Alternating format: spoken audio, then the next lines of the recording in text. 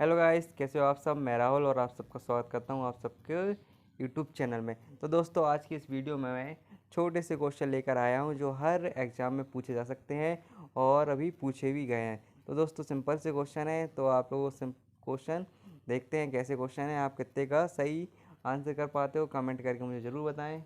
तो दोस्तों, सबसे पहला जो क्वेश्चन है कि जो प्रतिरोध है, प्रतिरोध का मात्रक होता है। तो इनमें से आपको ये बताना है कि जो प्रतिरोध का मात्रक इनमें से क्या होगा। तो जो प्रतिरोध का मात्रक है दोस्तों, वो होता है ओम होता है दोस्तों।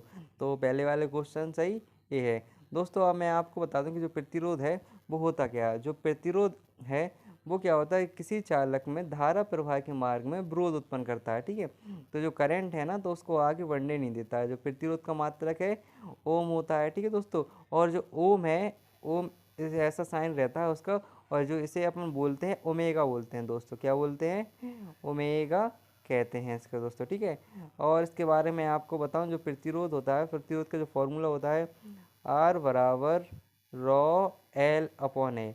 तो जहाँ पे जो आर प्रतिरोध होता है, जो रॉ है ये होती है प्रतिरोधकता, एल यहाँ पे लेंथ होती है, और ये यहाँ पे क्षेत्रफल होता है गाइस। ठीक है, तो प्रतिरोध के बारे में इतना ही दोस्तों। थोड़ा सा इसमें और भी देख लेते हैं कैसा क्या ऑब्जेक्ट इसमें दिए हैं। तो दोस्तों, इसके बाद हमें मयो दिया गया है। ठीक है, तो जो मयो होता है वो मात्रक होता है कंडक्टेंस का, यानी चालकता। ठीक है, जिसका जो फॉर्मूला होता है जो प्रतिरोध के व्युत्क्रमानुपाती है, जी बराबर 1/r। ये इसका मात्रक क्या होता है, मयो होता है, या फिर हम कह सकते हैं ओम इनवर्स, या साइमन भी कह सकते हैं दोस्तों।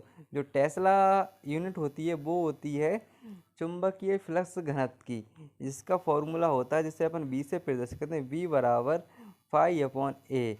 यहाँ पे जो कॉस थीटा रहता है उसका मान अपने जीरो रखें तो वो एक ही होता है, तो इससे जी मान निकलता है सीधा बी बराबर फाई अपॉन ए। ठीक है दोस्तों, तो पहला क्वेश्चन हमारा क्लियर हुआ यहाँ से। तो दोस्तों, हम आगे चलते हैं अब।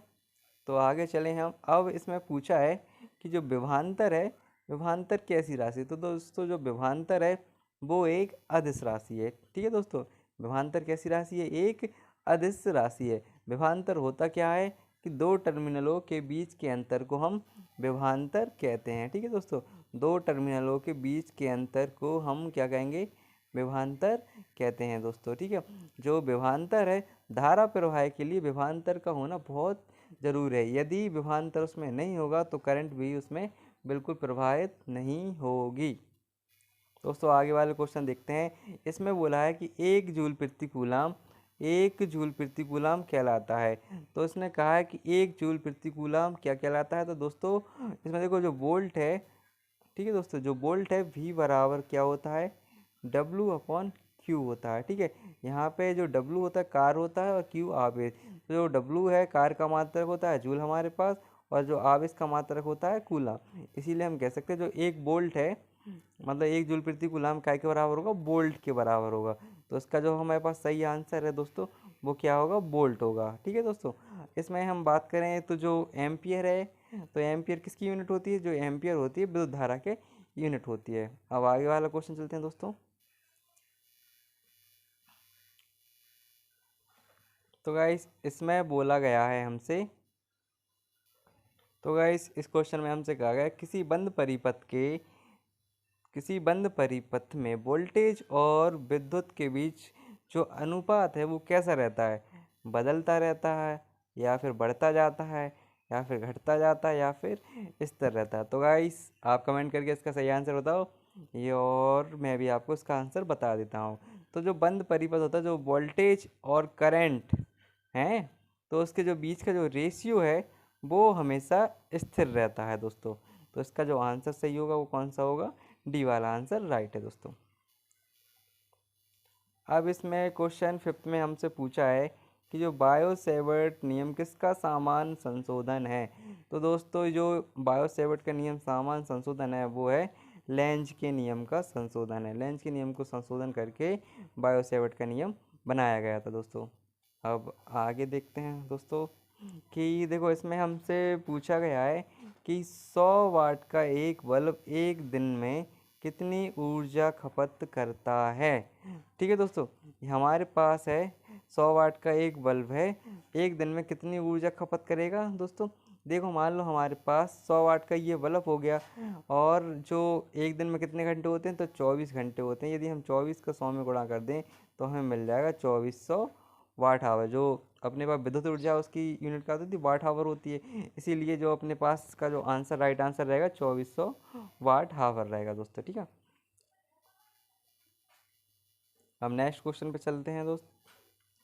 इसमें पूछा है, क्वेश्चन नंबर 7 है कि 1 वाट घंटे में कितने जूल होते हैं। यानी पूछा है 1 वाट आवर में कितने जूल होते हैं। तो 1 वाट आवर में दोस्त हमारे पास 3600 जूल होते हैं। सिंपल सा ये क्वेश्चन था आपका, यहाँ पे ये ख़त्म है। तो दोस्तों ये एक क्वेश्चन मैं और बताना चाहता हूँ आपको कि आपसे यदि पूछता है कि 1 किलो वाट आवर में कितने किलो कैलोरी होती है, तो दोस्तों 1 किलो वाट आवर में अपने पास 860 किलो कैलोरी होती है। ये एग्जाम में पूछा गया है दोस्तों, और पूछ भी सकता है। छोटे छोटे क्वेश्चन है, और ये ज़रूर आप याद रखें इन चीज़ों को। तो हम लोग 8वें नंबर पे चलते हैं दोस्त। 8वां क्वेश्चन हमसे क्या कह रहा है, तो दोस्तों 8वां जो क्वेश्चन है इसमें पूछा गया है हमारे पास कि जो विद्युत धारा है उसकी यूनिट क्या होती है। दोस्त हमारे पास जो विद्युत धारा की एसआई यूनिट होती है वो होती है हमारे पास एम्पियर। ठीक है, जो विद्युत धारा होती है उसका जो फॉर्मूला होता है आई बराबर Q/T में हमारे पास इसका फॉर्मूला होता है। इसका यदि हम इसका जो दूसरा मात्रक निकालें तो दूसरा मात्रक इसका होता है कूलाम पर सेकंड, क्योंकि कूलाम का मतलब जो आवेश है, यहाँ पे आवेश का मात्रक कूलाम और समय का मात्रक सेकंड। तो इससे हम दो फॉर्मूले निकाल सकते हैं। जो एसआई यूनिट होती है इसकी एम्पियर होती है, और जो हम व्युत्पन्न मात्रक इसका निकालते हैं इससे आई बराबर Q/T से, तो उसका जो मात्रक निकलता है कूलाम पर सेकेंड निकलता है दोस्त। ठीक है, यदि हम बात करें कि विद्युत धारा की दिशा कैसी रहती है, तो गाइस इस विद्युत धारा की जो दिशा है पॉजिटिव से नेगेटिव की ओर होती है दोस्त। क्योंकि पॉजिटिव से नेगेटिव की ओर ये क्या होता है इसमें कि जो ऊंचे विभव से नीचे विभव की ओर होती है। इसके एक और होता है अपने पास इलेक्ट्रॉन दोस्त। इलेक्ट्रॉन होता है, तो इलेक्ट्रॉन की दिशा के बारे में पूछ सकता है आपसे कि जो इलेक्ट्रॉन की दिशा है वो कैसी होती है। इलेक्ट्रॉन की दिशा है वो माइनस से पॉजिटिव की ओर होती है, क्योंकि माइनस टर्मिनल पर इलेक्ट्रॉन की संख्या अधिक होती है, जिसके कारण इसकी जो दिशा है माइनस से पॉजिटिव की ओर होती है दोस्त। और विद्युत धारा के बारे में आपको और कुछ बताऊं तो विद्युत धारा एक क्या होती है, एक अदिश राशि है दोस्त। विद्युत धारा कैसी राशि है, एक अदिश राशि है। जो विद्युत धारा की स्पीड होती है वो प्रकाश की स्पीड से एक कम होती है, यानी कि 2 × 10⁸ मीटर पर सेकंड ये विद्युत धारा की स्पीड होती है। और यदि हम बात करें कि विद्युत धारा को हम किस में जोड़ते हैं, तो विद्युत धारा को हम श्रेणी क्रम में जोड़ते हैं दोस्तों। ये क्वेश्चन आ सकता है आपका कि विद्युत धारा को किस क्रम में जोड़ा जाता है, तो विद्युत धारा को हम श्रेणी क्रम में जोड़ते हैं दोस्त। हम बात करें अब नाइन्थ क्वेश्चन क्या कहता है हम, तो 9 नंबर पे चलते हैं। इसमें पूछा है कि विद्युत आवेश की इकाई क्या होती है। इसमें पूछा है चार्ज, यानी कि विद्युत आवेश की जो इकाई है। तो गाइस विद्युत आवेश की इकाई जो हमारे पास होती है वो होती है कूलाम।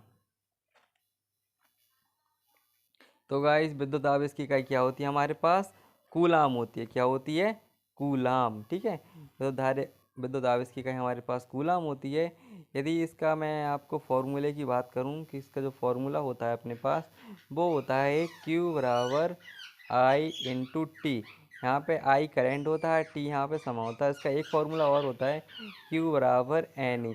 यहाँ पे जो N होता है वो होता है नंबर ऑफ इलेक्ट्रॉन, और E होता है इलेक्ट्रॉन पर आवेश। तो जो इलेक्ट्रॉन पे गाइस हमारे पास आवेश होता है वो ऋणात्मक रहता है, और जो इलेक्ट्रॉन पे जो आवेश होता है वो होता है हमारे पास माइनस का 1.6 × 10⁻⁻19 कूलाम। ये हमारे पास इलेक्ट्रॉन पर आवेश होता है गाइस। ठीक है, और मैं एक फार्मूला और बता दूंगा आपको इसका आवेश का।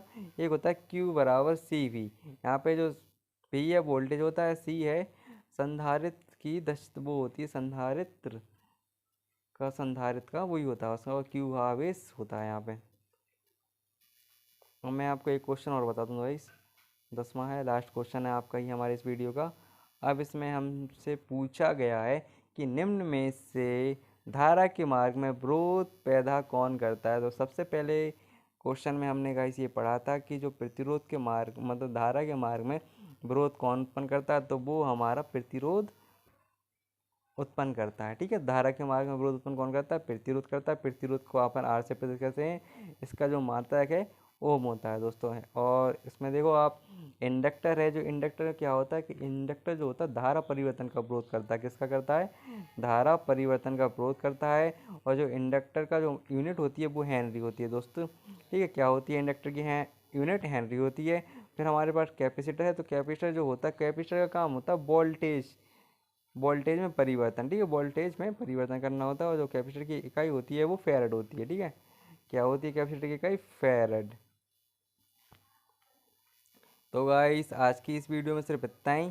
मिलते हैं नेक्स्ट वीडियो में, तब तक के लिए जय हिंद जय भारत। और वीडियो अच्छी लगी है तो दोस्त वीडियो को लाइक करें, शेयर करें और मेरे चैनल को सब्सक्राइब जरूर करें। जय हिंद जय भारत।